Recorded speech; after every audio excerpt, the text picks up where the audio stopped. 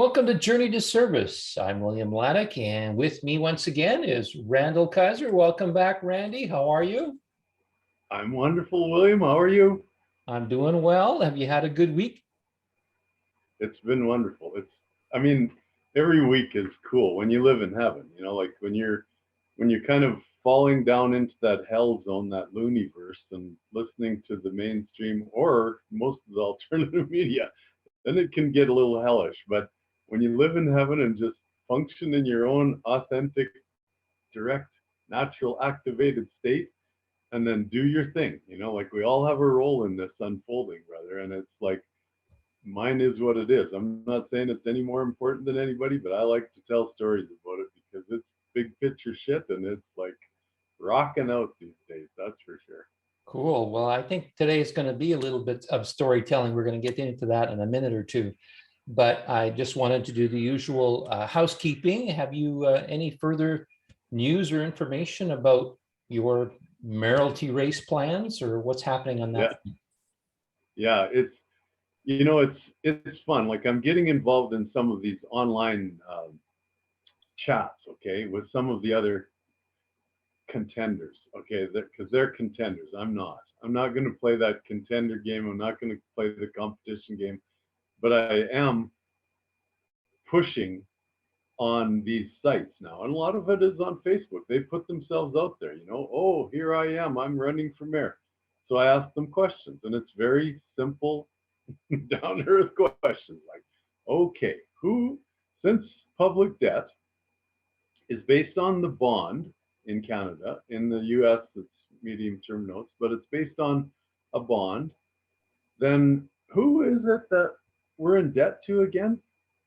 And just keep it that simple. And there's not a frickin' politician out there that'll take me on, or even like, and not take me on because I'm not there to argue. It's just answer me that one simple little question. And they know that, well, maybe they don't know, but if they answer with some stupid answer like, oh, the banks, well, then we got the door open, and then we're gonna have a chat. And I've had that with a couple of them just from the other people, that are on the site. Like they'll ask me or they'll get into it a little bit. So there is, if the actual contender is reading any of that stuff, they may be getting a little tiny bit of schooling, like that guy that came into my yard a couple weeks ago. But like otherwise, I'm glad that I'm not in it yet because I don't want to get drawn into any kind of battles, any kind of competition. I'm just fine where I'm at. When we explode into the scene and everybody sees on the candidates that there is a new guy, and what's his platform? Oh, he's got a YouTube channel. And click, click, click. You watch the hits come, brother, because that's all they're going to get. I'm not going to get into debates with anybody. They're going to go here and they're going to get lessons from the 22 powerful 22 versions so far. Okay. Yep, episode 22 is what we're on today. That's awesome.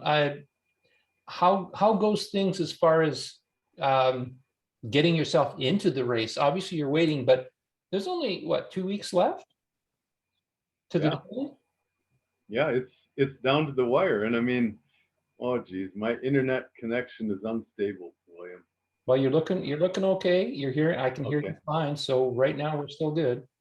Okay. Well, we'll leave it. It might work. Like I'm on my laptop tonight, so I'm hoping that the internet stays strong. But yeah, what it is that we're so integrated with the whole shift, and the shift isn't political, it's not legal, it's not any of that stuff. It's monetary, right? So because and we're going to talk about that some more tonight. But because we and myself are in this monetary shift, when that fund comes through that puts me in the race, all heaven breaks loose. Sorry, not hell. All heaven breaks loose for all of this stuff. It's the domino that'll kick this whole thing off. And I'm not saying I'm going to be the only one. There's thousands of people like me that are ready to go when that button gets hit. And that button says funding coming through peer to peer, sovereign to sovereign from the asset-backed account. And everybody wants to talk about the asset-backed American dollar. Same story, okay? It's all the same story. Mhm. What's going on right now is the sovereign to sovereign, peer-to-peer funding transactions based on asset-backed accounts that are either blocked or off ledger in the banking system already existing, or the continuation of autographs and agreements, okay? And that's what we're going to talk about, but I want you to do some more stuff here Well, first. yeah, I just wanted to ask you, I mean, I can't not ask you this question because we're getting so close to the deadline when you can actually register. Are you confident that the funds will be in place in time for you to be able to register? Yes. You know, another aspect of it is that, you know, some people say to me, well, they're after you, you know, when I tell this story, okay? But I don't believe any of that stuff. I'm responsible for my own situation. But I didn't file taxes for a number of years, and then I did. And when I did, I didn't I didn't put in a little bit of income for 2019. I'm going to throw it on the table here. I'll tell you the truth. Okay. And that caused me to be out of the businessman, because businessman mode in Alberta, partly causing a lot of challenges for the labor situation, has put a lot of men like myself and women into the situation where we're collecting CERB. Okay, so whatever they call that, Yeah. really money, right? Yep. It's all bullshit anyway. And those of us that know that it's bullshit are saying thank you very much. It's ours, and there's a hell of a lot more of it that's ours. But if you're going to give it to us, we're going to take it. So these people are taking that. I'm backed up from April because they're so filled with people that are trying to get their money through and had little hitches like mine, right? So from April 15th till now, they owe me all that money. And I've been scrambling and, you know, scratching to try and get by until it comes. It's a lot of cash. So when that comes, and if our project funding hasn't broken through, I'll use that. It's only $500 to get in the race. So that's where I'm at as far as getting into that. Again, this week offers once again to pay for it for me, and I'm saying no. It's not going to come from somebody else, because if it comes from somebody else and I don't, you know, live up to their standards, I'm not answering to anybody. I'm a fucking sovereign. I answer only to myself. And that's the way I feel about money and about, you know, this whole idea of finance and, you know, people borrow or banks borrowing and all that shit, whatever. You know, like if someone lends me money, of course that's an exchange, and they're going to get it back in some form of energy, if not monetary, but it's going to come back. But this idea of interest and you know, payback in the banking system for what? It's just complete utter bullshit, as we've said for 22 visits now, and all those years that I've been doing this, is where and who is that money owed to? Nobody. There is no debt. It's all just a game, just a big fucking game. The last question I think I'll ask on this subject before we move on is, if and you know, I also know that you're a in the flow kind of person. You don't get into too much pre-planning and figuring out what you're going to do in different situations, because that's a hypothetical. It's the future, and we don't know what the future will bring. But I got to ask anyway. If there's that possibility that you somehow don't get registered, are you going to be okay and just move on to other things, or what would you do if something turned out that you wouldn't be able to sign up and run for mayor? Well, let's go the other way with that. First off, I have intentions, okay? Mhm. Expectations are what gets people in trouble. I don't care if that's, you know, online dating or what it is, you know, like it's, if you have an intention, you're there for a purpose, right? Right. But expectations can't happen until things really manifest, okay, in the physical. So you've got a physical aspect to this. And that physical aspect is when that fund transfer happens. In this case, the physical aspect in online dating is when you physically meet the girl, or the boy, whatever. But you can attach yourself mentally and spiritually and all the beautiful stuff in the world with words and everything, but until you meet that physical manifestation of the girl or the boy, or in this case, of the physical funds in the account, you don't know. So when those funds come, my intention is to continue to run or to be the mayor, to continue to put my name into that, and then be in that position of funding projects through our nonprofit corporation and common law pure trust, which is my role. It's a huge role to take on, and I'm going to be in that position of moving funds and not financing projects, but funding projects. We've built connections around the world, William, you and I, and we might as well let everybody know that. William and I've been working together on this for a long time. We have connections around the world with projects that need funding from conscious, authentic, beautiful human beings, eco villages, natural agriculture projects, all kinds of beautiful stuff. I don't focus too much on technology because of the cowboy hat, like we're more into the ranching and the food and all that good stuff, and holistic health and homeopathy and that kind of stuff. Like I'm not going to go into high tech or into pharmaceutical by all means. That's just like off the table. I'm sorry. You want funding for that? You go back to those same guys that were funding you before, because there was no finance in that game. It was all funding. All right. Well, I said I'd move on, so we're going to move on. Actually, I wanted to refer again to your book because, and it does tie in a little bit to what we've been talking about. One chapter in your book called Chinese Whispers tells about your experience of going to China.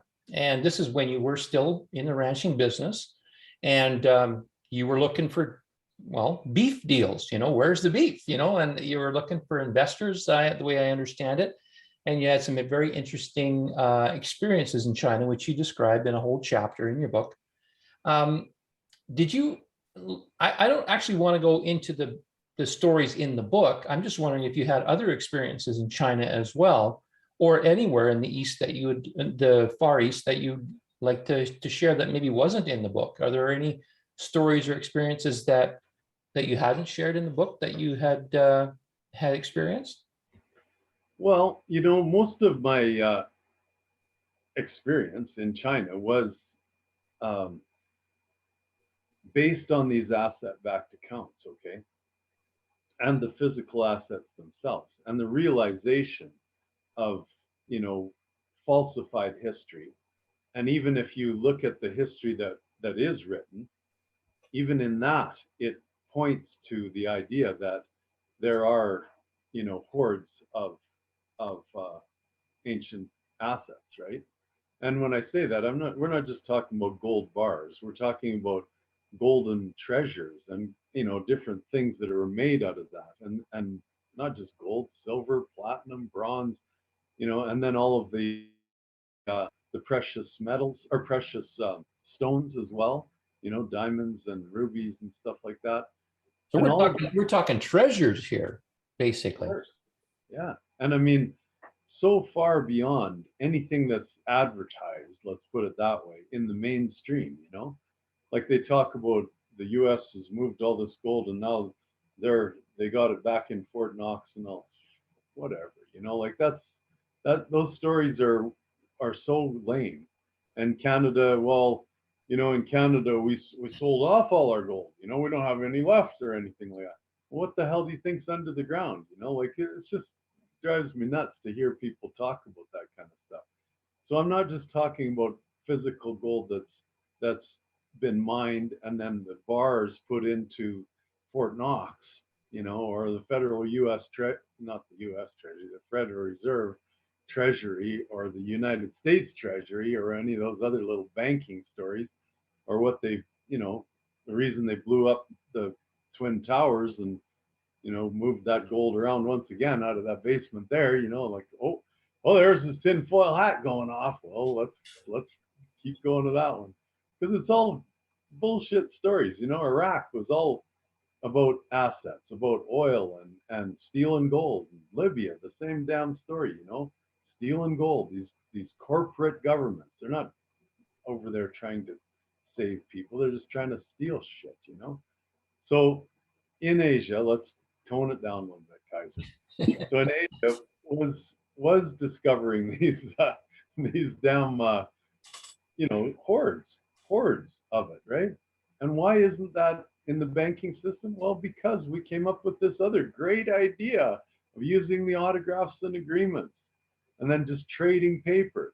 You know, that autograph and agreement is a promise and it's authentic because it's got the wet ink signature on it.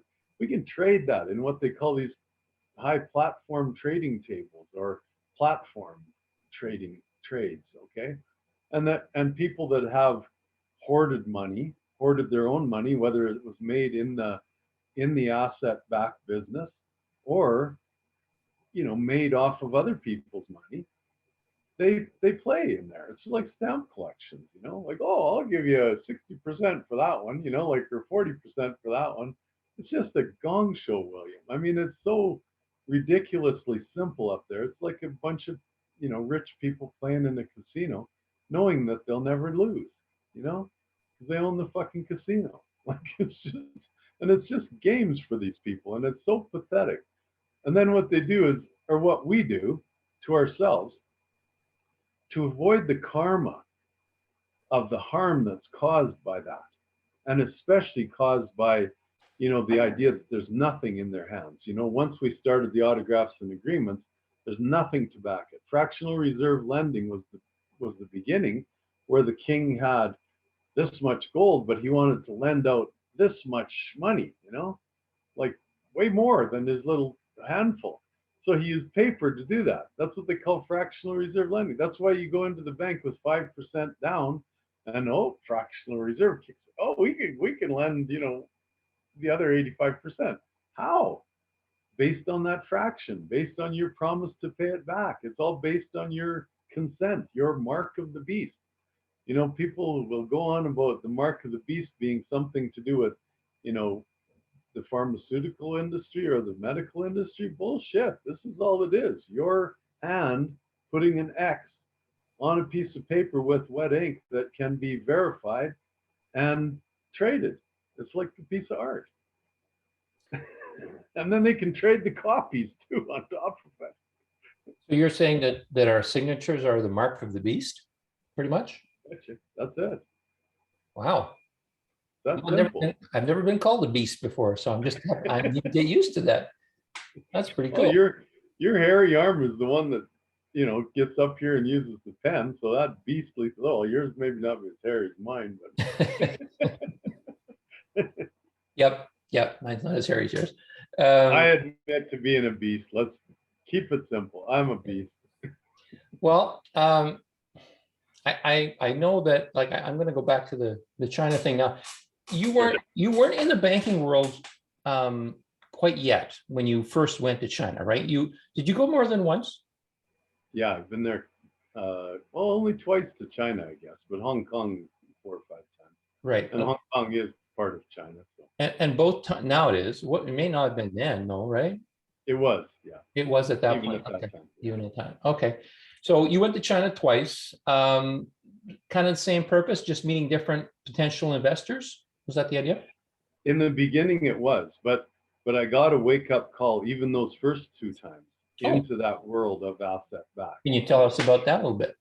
Well, just the fact that I traveled the countryside, and I saw mines like you wouldn't believe, William. When I drive out through the Rocky Mountains here in Canada or in Alberta, you'll see a mine, and if you go into BC, there's a few places like where they mine nickel. Where's that? Down by Trail, BC, I think. Yeah, sounds about right. Yeah, and there's some pretty big open mining there, right? But in China, they take the whole fucking mountain down. Like it's amazing what they do over there. Like, because they're there's no holds barred, right? And a lot of it is coal mining, you know, Mhm. but then I think of it and I picture to myself, you know, that gold and silver and platinum and bronze exist under all mountains. You know, it's everywhere. There's no lack of it. It's not just in, oh, California, you know, like that's where the big gold rush was. It's everywhere. You know, like you go in deeper and find it in crevices, and they're proving that with new technology nowadays that can actually assay gold under the ground thousands of feet down, you know, like just like geological surveys for oil and gas. So it's like, you know, the stories of lack when it comes to gold just drive me bananas, you know. But when you see the physical, uh, you know, uh, presence of mountains like wiped out, you know, there's something else going on there, you know, like so it. And then just the idea of even where we went into some of the places to talk to some of the people about agriculture and then see miles, like 25, 30 miles of greenhouses. Like, you know, again, go into central interior BC and you'll see, you know, some pretty big greenhouse setups, right? And some uh, black tarps over where they grow the ginseng or whatever, those kind of things. And it's pretty massive. There's some acreage. But when you go to China, you see like thousands of acres under one fucking plastic roof, you know, but it's all domed, you know, it's not one piece of plastic, but just incredible the infrastructure over there. So it all, and those are commodities again, you know, so that's what's growing under there. Go ahead, you had your. Yeah, sorry, I just wanted to say that the the thing that stands out again in the chapter in the book about China that you said, and it's a little bit of an aside, but it's still, we're still talking about China here, is that you didn't think that the size population wise of China was anywhere near what they say China is in population, just because you saw so much open spaces and just like what you said, right? You had all the literally seas of plastic and agricultural areas, and we know that China's got lots of mountainous land and some, you know, I'm sure you've seen it too on YouTube or whatever. You see these winding roads around the side of a canyon, and they're really narrow and they're scary as shit. And if you don't like heights, that you don't want to go there, you know. And so it's really, there's a lot of rugged terrain in that country.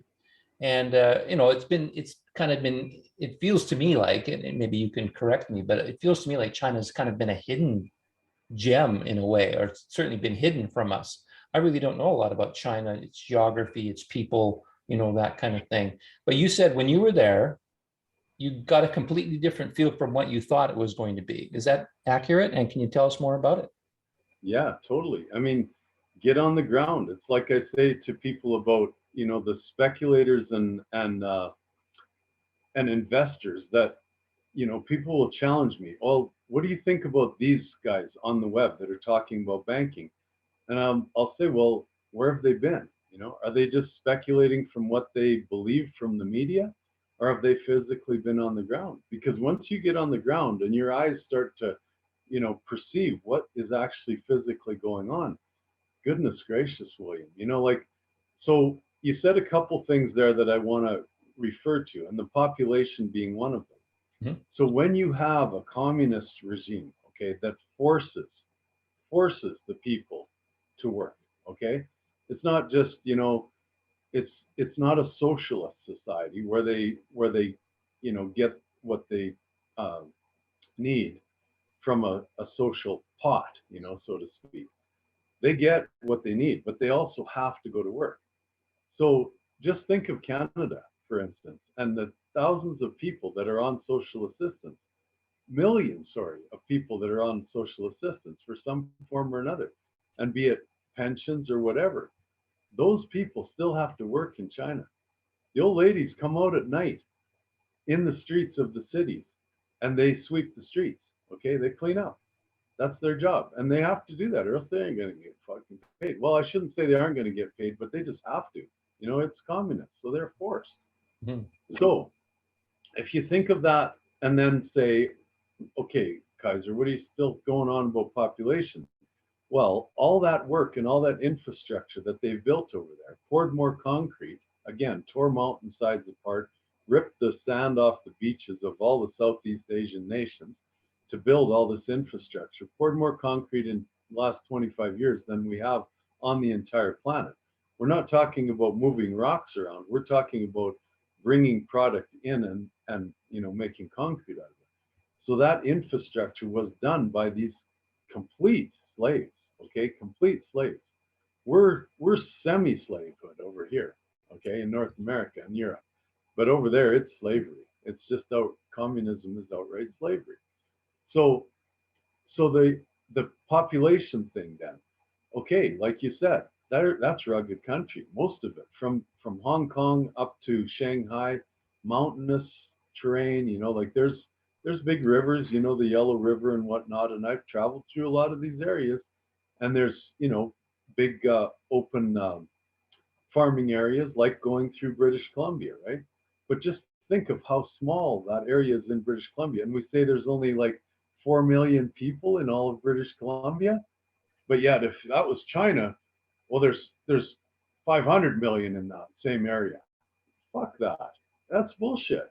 Like, I don't believe it for a second. They're using that population number for this whole monetary manifestation process. And how they're doing it, I'm not sure. I don't know if they have birth certificates or how they're getting the mark of their beasts over there, but they're using that. And then, like any communist regime, they're going to just bullshit. They're just going to fucking lie. They're going to say, yep, we got, just like Joe Biden, the communist liar. Oops, did I say that? In the United States. I got this many votes. Fuck you, Joe, you did not. Like, it's just the same thing over there. I got this many autographs, so we can create this much credit in China. Whatever. It's all bullshit. And there's a lot of people there, don't get me wrong, but there ain't no 1.4 billion. So you're thinking that even if, let's say this, okay, let's say that all of China's population are all crammed into cities, all of their cities. The rest of the countryside is left open for the government to do what they want to do.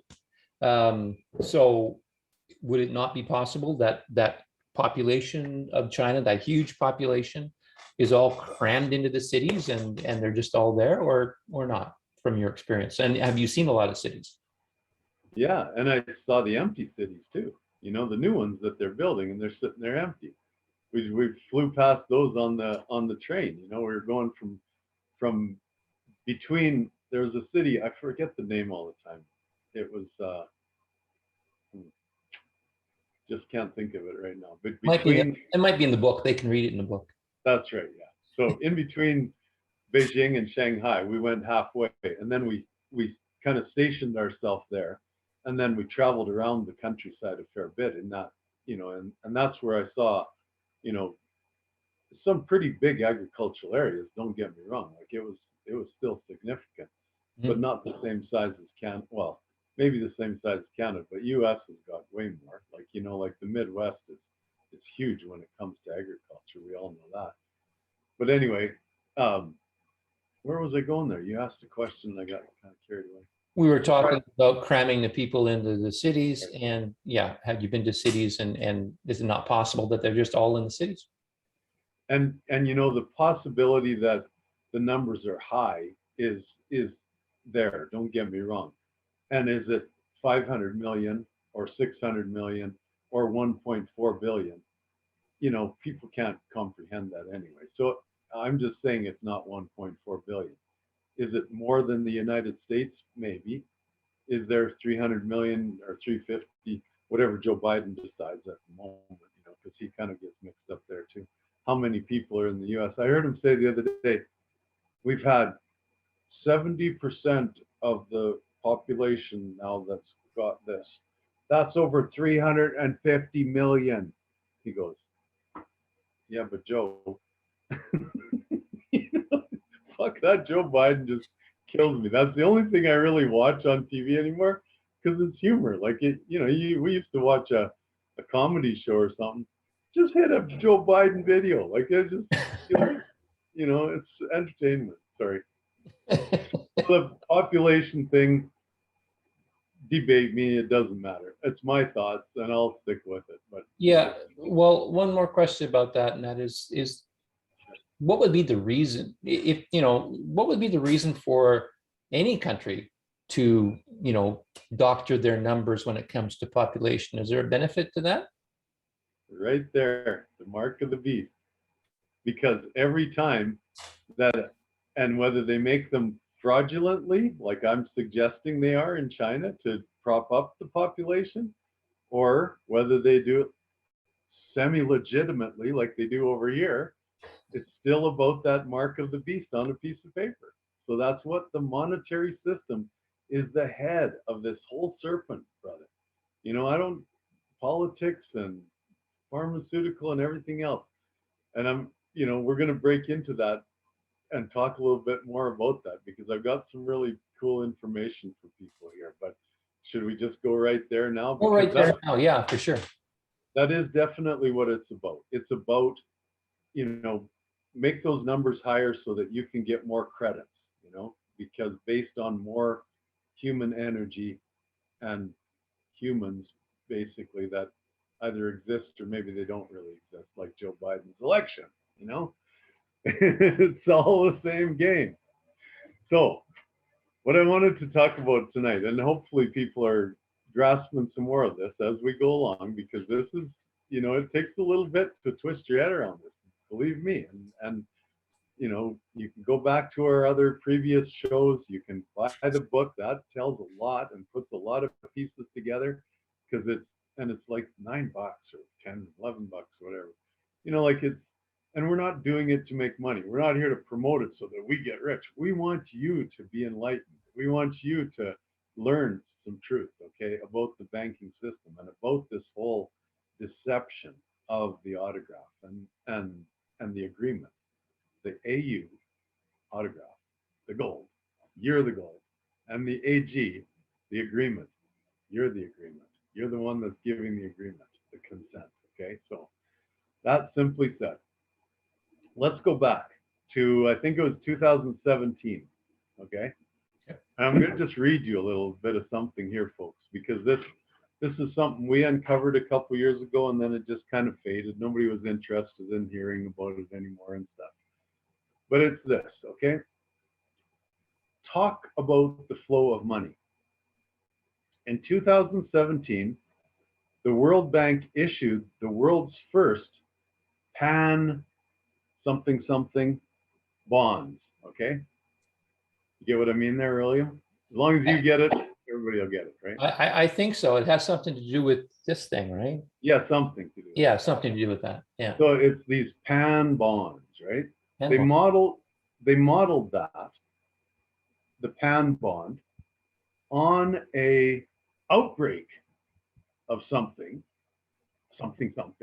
in China. I kid you not. Okay. I kid you not. They modeled these bonds. Okay. Recipients get different interest rates dependent on certain criteria. For instance, if there are more than 8 countries involved, then the premium goes up. So recipients being the countries, right? The nations. That's what bonds are manifested for. The bigger the spread, the more growth and the more money. The money does not get paid till the pan has lasted more than 12 weeks. Oh, we're there then, right? We're already there. That's right, 12 weeks. Okay, so the pan, like not the frying pan, guys. You get this? You're getting this, aren't you? That seems to be a carrot for the poorer countries, right? To make, questionable claims about numbers, like even population numbers. Are we being too sarcastic here? Just a little. Just okay, so let's go on. Okay. Claims about numbers and also efforts to curb any problems. Okay, while we know are from other factors. It's other factors like it. Oh, excuse me. I got a cold. Okay, other factors. The countries that are eligible for this funding are part of the IDA, and the poorer countries. Oh, I shouldn't have read. I don't know what that means actually, even myself. Yeah. The return on the bonds has been 11% annually since 2017, 11% annually, compounding interest, don't forget, and the bonds are due to mature in July 2020. That's a little over 12 months ago, right? Yep. So was that 12 months that we said a few minutes ago? Oh no, that was only 12 weeks it only had to last. That's right. Now it's lasted 12 months. We've qualified. We're there. We're qualified. Okay, the big insurance scam, I'll use that word, hopefully we don't get banned for using the word scam, and clearly claiming that it has spread more than euros and dollars. Okay, there's something more spreading here. I don't know what it is. I'm feeling it coming in my nose again. It feels like a cold coming on. I know that in France they were spreading something, I don't know if you know about that, but they were using a machine from the fields that normally, gives to the dirt so that it can grow really nice crops. They decided to spray it inside the government buildings in France. You remember that. That's a good spread. You hedge fund folks, you pay attention to our show, okay? You economists, we're talking about spreads here now. Okay, not to mention the fact that only paying out after the pan has been going on for 12 weeks means if a country, it pays countries to make questionable claims of its growth and intensity. Questionable claims of growth and intensity. Again, numbers, right? Propping them up, maybe? I don't know. Okay. Unfucking believable, hey? Or sorry, bloody believable. Mm-hmm. Oh, and the 33rd International Conference, I can't say these two words. I'm going to use some kind of other language here. So I got to figure out what can I say. The 33rd International, it's something to do with this. Okay. And this, yeah, so one shoulder and then the other. Conference is due to go ahead in the UK March 16th and 17th, 2020. So that already happened too. Yeah. So anyway, that was all history, right? So those bonds became cashable. And all this money that was needed by all these nations around the world to help them get them out of all the trouble that all this trouble that we got into because of our runny nose, all of that trouble that we got into, we had to have some money from somewhere. So, the bonds matured. We can use that, right? Lovely, lovely. So all this talk about, people dying off and stuff, is that included in the consideration or something? I guess so. And we're not being uncompassionate here, folks. We're trying to tell the story that we'll be banned for if we come out and really talk about it seriously, which would include our love and compassion for mankind. Mm-hmm. So we're trying to Saturday Night Live this on Sunday night, get the point across to you that this is all about money, okay? So, Randall, tell me again, that what you just read, where did that come from? Well, it's just a little bit of tidbit that a fellow wrote. And I examined the papers myself 2 years ago on these bonds. I shared that on Facebook. Nobody really looked at it. I mean, I could still dig it up if I really, could dig back and find it, but it's, kind of irrelevant now because it happened, okay? Those bonds were used. And they're used by the IMF and the World Bank to, help these nations out. Oh God, put a bunch of money in there, help them out. They need help because they got a cold. So we got that all going on. So that lasted pretty good, right? It lasted us through from March of last year when they matured to now. And now, okay, we got to play this game up, bring this game up a little notch, okay? And then this is where I wrote some stuff this morning. All right, So this is, know that the paper contracts, like these original bonds were paper contracts too, the pan bonds, right? Yep. So other paper contracts like passports and certificates, these are getting down to the individuals again rather than the nations saying that we got consent from the individuals so we can issue a bond. Okay. So instead of doing that, we're getting down to where, we need this from the individuals now again. Passports and certificates, which kind of relates to what is in the news these days, right? There's some new passports and certificates that may be essential. Okay. Maybe Maybe. essential. Or they'd like them to be essential. Okay. New passports. Not the French. The French don't like them. You're right. I don't think so. And there's quite a few other people like you and I that think they're, outright fucking insane. But that's just us, like we're just stating our opinion. And if we talk about what kind they are, then we will get banned on YouTube because we're bad boys. Okay. Because we're bad, bad, bad if we talk about that. Okay. So with these, okay. So these passports and certificates, with autographs, which is the mark of the beast in my mind, and I don't think there's any question about it, but everybody can have that mark of the beast thing going on in their head in different ways. My mind, it is your autograph on a piece of authentic paper, right? That's the mark of the beast, the consent. These artworks, okay, they're artworks. They're authentic. And their promises and all this stuff and their certificates. These are tradable in these platform trades where all the big players just trade them like stock markets, and only it's higher than stock markets. It's what they call the trades. And they, some people die, so then, oh, I got his. Or, they go into the casino, which is all it is in my mind, and they say, well, I'm going to get chips so I can play this game. And they buy some chips and play the game, and they trade these things, right? So all of this to keep the funny money game going, okay, because that's all funny money. It's just manifested based on, autographs and agreements, right? Keep that funny money game going rather than to submit to those of us,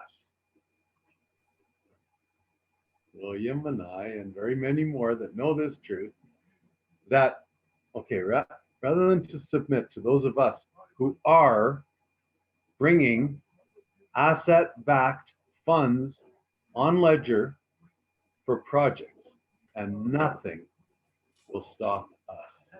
Nothing will stop us, okay? This thing is done. Trust the plan, folks, the divine plan. The other one is crazy. This one is a divine plan, and it's because we love mankind, we love Mother Earth, and we're here to say that God created these wonderful, beautiful assets for us to use as a medium of exchange in a monetary system, like gold and silver and platinum and precious stones that are there, that have been used in the past, that can be used once again, and that are going to be used fucking now. So banking families who started this whole little game of fake funny money, fuck you, okay? We're here to stay and we're not going anywhere. That's Okay. very All right. I definitely want to get some clarification on a couple of things here. So yeah, it's pretty clear what the purpose was, the way I understood it. But what I don't quite get yet, which I'm thinking if I'm the one that didn't get it, and there must be at least one other viewer out there who didn't get it. The original intention of the PAN bond, again, was that only for the, I'll call them elite people to play with? Or was that actually designed for all of the people who actually, well, I don't even know, like when the PAN bonds were created, were they created for every individual being on the planet? No, it was created for the manifested for the nations. Let's keep that word out of it, because creation brings in God and love. Manifestation is a man-made process, to manipulate society. And this is a man-made process, no doubt about it. Okay, great. So you did say that at the beginning, and yeah, I just forgot that. But yeah, so it was done on a country by country basis, which is kind of why we got into the subject. We were talking about population. Okay, so that's fine. So I was halfway through asking the question and I diverted myself. So again, was it only for the big boys, so to speak, to play with? Or did we have, as the people within those nations, did we have any access to those bonds at all? The governments all did. The corporate governments all had access to create the bonds, and they're doing it now. You know, they're in Canada. How did we come up with another 300 billion in so-called debt when they had to add more to the bonds that they were allotted, right? Yep. PAN bonds. Well, through more bonds, right? Okay. It's all about bonds, and bonds are collective consent of the individuals in a nation. That's what a bond is. You're bonded to the government. You've given them your consent to do whatever the fuck they want to do. I just thought of, you know, the British spy, you know, the one 007 Bond, Pan Bond. So I just couldn't resist that. But getting back to the seriousness of it. So is there any benevolent action within any of this such that the governments were ever going to share the benefits of the PAN bond that was going to come to fruition after the 12-week period of gestation that you were talking about earlier? Well, they did. Like, they shared it and gave it to the governments to, you know, distribute, make one of these things. Oh, so we got these things and they got the cash. Right. Oh, okay. Yeah, it's like, what's that song? She got the, and I got the shaft. Yeah. She got the gold mine and I got the shaft. Yeah. That's a perfect analogy, isn't it? You couldn't get a better song. Yeah. They get the gold mine and we get the shaft. Yeah. Well, but government, we're not getting the shaft anymore. That's all exactly. Well, there's the other part. We got the gold mine. The other side of that is you were talking about how this was being transmuted. Can I say that? Or rolled over, and all of a sudden, now that the potential of all of those, the funds from all of that can come to the people because of the humanitarian projects. Is that kind of what you're saying?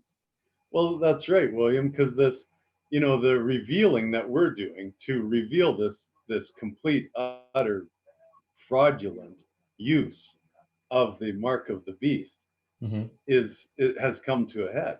More and more people every single day are paying attention to what we're saying. We're the great revealers. It's not going to come through mainstream media. If we don't do what we're doing here today, even though it may be disguised as a run for the mayor of Calgary, we are here to reveal the truth to the people.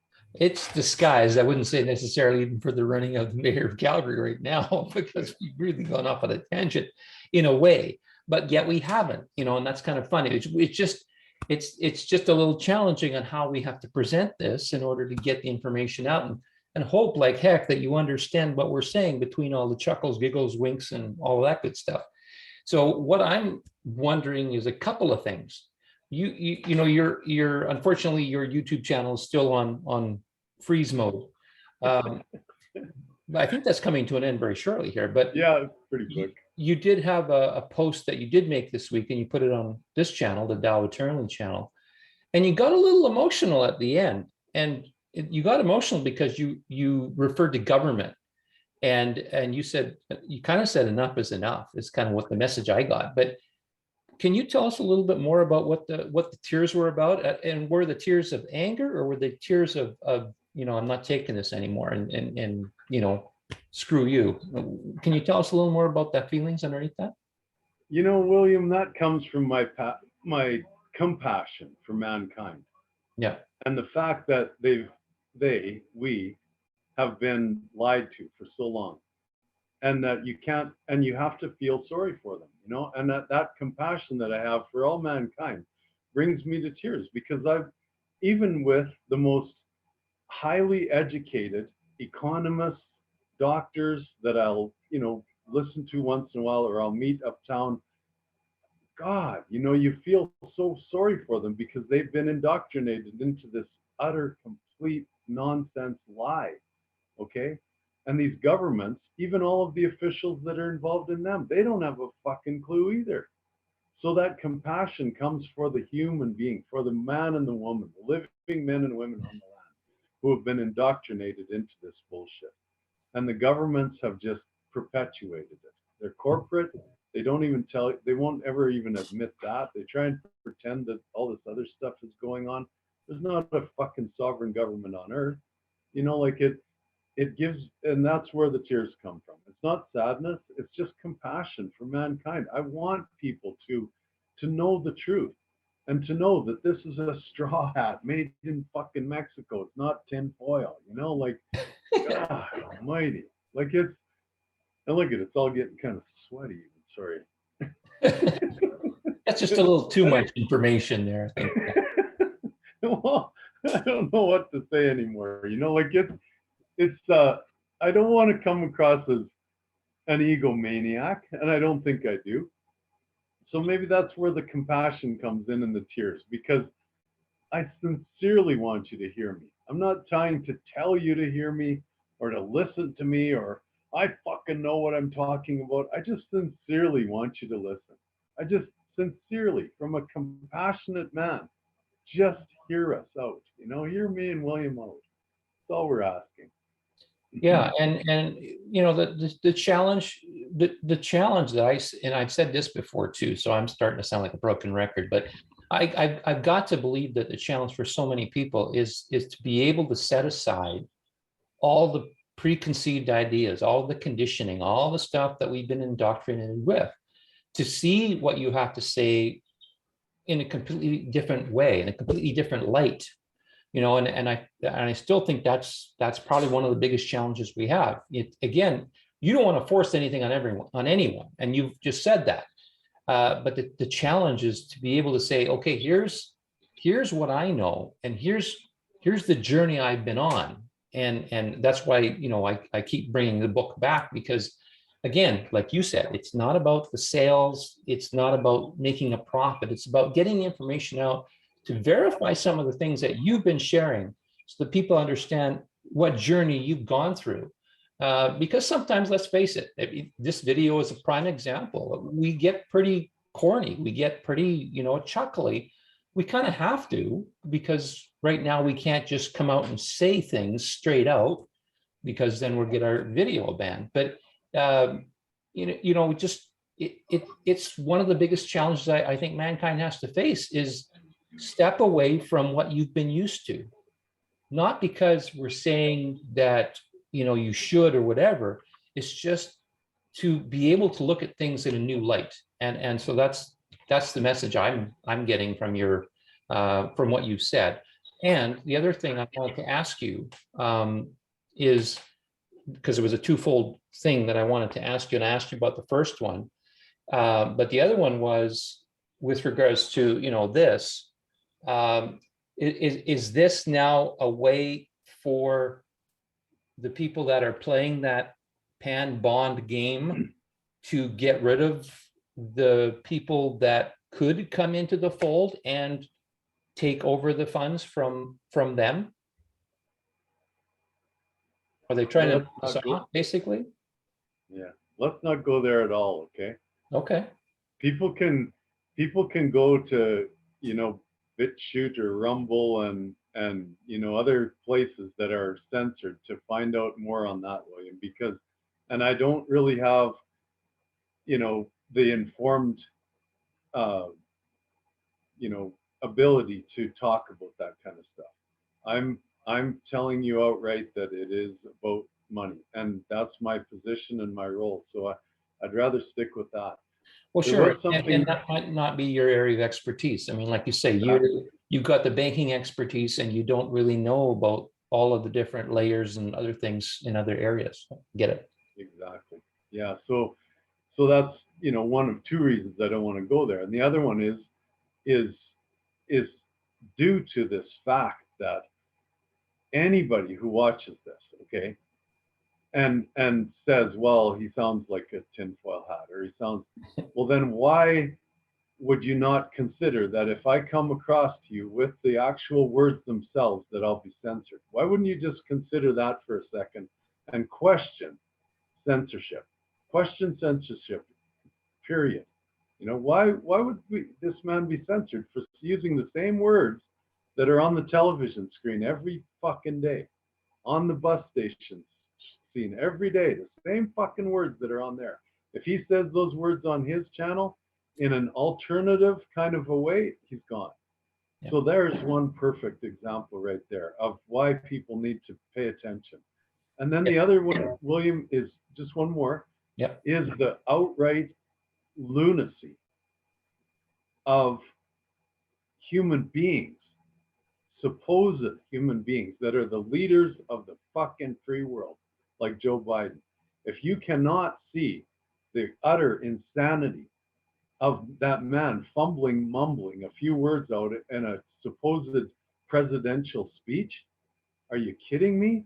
Like, it's imploding so fast in front of our eyes. And I like watching that. But those of you who are still glued to that damn thing, and you see that, how on earth you could ever imagine that that is the leader of a free world, or this thing that we've got wandering around here in Canada? Like, it's just pathetic how these individuals are, walking past. They're never going to show it on mainstream media, what he's encountering now on the streets. Like, I'm talking Justin Trudeau now. Like, it is horrendous. And he walks still with his head in the clouds like that. And, oh, I have compassion for you. Like, what an idiot. Like, he's a complete insane little puppet. And yet we're still going to have an election in Canada. What the hell do you want an election for? For the other guy who supports the same bullshit? It doesn't matter anymore. Government is imploding in front of our eyes. The insanity of all of it. And again, the mark of the beast. Let's go there for a second when it comes to elections. When you vote, when you give your consent, they're using that not as tradable instruments, but they're using that as a way to say to other nations, see, I've got the consent of this much of the population. God, I just hope that nobody goes to the fucking polls. Like, that's all I can say. Just don't go. Like, just leave them play their games in their little dream world and fuck them. Like, they don't need that. And I'm not saying we need leadership. I'm not an anarchist. We need some kind of an organization, but we don't need a bunch of lying pricks. That's all I'm saying. Well, the interesting thing too is if you are an observer, or this is new to you, for example, definitely check out a lot of the different channels on YouTube and BitChute and Rumble and all those different channels, for sure, because you'll start to see that there are more and more groups wanting to break free, wanting to break away and create their own dynamic, their own communities, their own ways of doing things. And there's more and more of them all the time popping up. And things are changing. But like you said, Randall, if you stay focused on what's going on in MSM, then it's a completely different perspective. And if you buy that 100%, then yeah, we'll be tinfoil hat people, for those folks forever, because that's how they're going to always see us. But keep an open mind, I guess, is what I'm saying. With that, our time has really flown, and I think we're pretty much at the end of it, even though it was kind of getting juicy there at the end. I felt like we were on a roll. But I feel good. Is there any last words you'd like to say before we ask you to wrap it up with that wonderful prayer of yours? I was ready to when we were talking about compassion, brother. And I mean, I don't want to start crying again here or anything like that, but God, we love you guys. Like, we're doing this because we love you. And William's beautiful little entry song and stuff like that, that's the truth. That's authentically who we are. We love you. We want you to be free. We want you to be happy. We want you to be abundant. We want you to be comfortable. We want that for all of you. So with peace, harmony, love, abundance, and freedom for everyone and everything every day on William and my mind. Abundance, sovereignty, health, love, and euphoria. You get ready to party, folks, because when those funds start to flow, and you watch here on this channel, when one domino falls, there'll be funding, not finance in that bullshit game. There's no lack. So why pretend there's lack? Okay, it's going to come. And you pay attention to us and you'll see it. But it's going to flow to way more funders than this one. Okay, through our Dow Energy Foundation. There's all kinds of them set up around the world. So just get ready and watch and observe and have fun. We love you. You Thanks. got